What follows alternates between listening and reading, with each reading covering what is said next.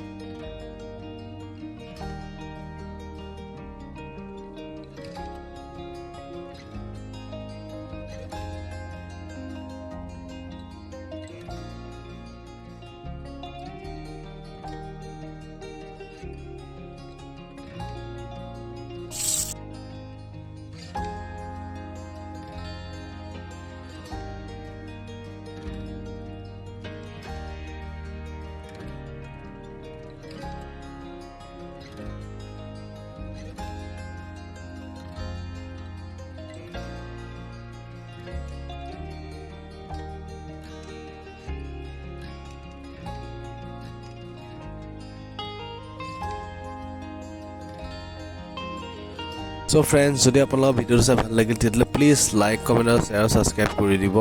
আপোনালোকৰ এটা লাইক এটা সাবস্ক্ৰাইব মোৰ কাৰণে বহুত ইম্পৰ্টেন্ট হয় কাৰণ আপোনালোকৰ আশীৰ্বাদে আমাৰ কাৰণে ইউটিউবাৰবিলাকৰ কাৰণে আশীৰ্বাদ হয় সো আশীৰ্বাদ কৰিব যাতে আগুৱাই যাওঁ সো লাইক আৰু সাবস্ক্ৰাইবটো কৰি দিব থ্যাংক ইউ ধন্যবাদ